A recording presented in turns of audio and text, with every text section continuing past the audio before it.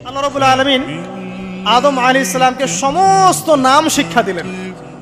সমস্ত নাম মানে কি?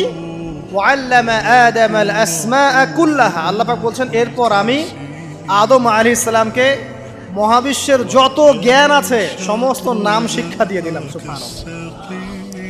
যেই জ্ঞান ফেরেশতাদেরও ছিল না, যেই জ্ঞান ইবলিসেরও ছিল না। ইবলিস কিন্তু অনেক জ্ঞানী ছিল, অনেক বড় আবেদ ছিল, সে দীর্ঘদিন আল্লাহর ইবাদত করেছে, কিন্তু এই জ্ঞান কিন্তু তারও ছিল না, ফেরেশতাদেরও ছিল না। সুম্মা আরাদাহুম আলাল মালাইকা। এরপর আল্লাহ রাব্বুল আলামিন আদম আলাইহিস সালামকে ফেরেশতাদের সামনে নিয়ে আসলেন, উপস্থাপন করলেন। মহাবিশ্বের ঘটনা, এটা ঘটছে, চিন্তা করেন, এটা কিন্তু ঘটেছে আগে, অতীত।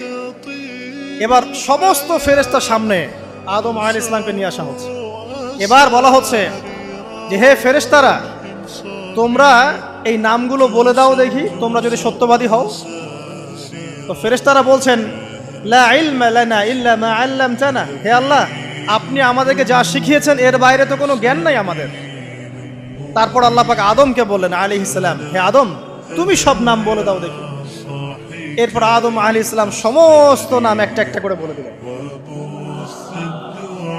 তাহলে আমাদের পিতা জ্ঞানী ছিলেন, নজ্ঞ ছিলেন, আর আমরা তার সন্তান হিসেবে জ্ঞানী নজ্ঞ। এটা আমাদের শোভা পায়। আমাদের পিতা ছিলেন মহাবিশ্বের সবচেয়ে জ্ঞানী সত্তা। আল্লাহ রাব্বুল আলামিন তাকে জ্ঞান শিক্ষা দিয়েছেন, সমস্ত জ্ঞান।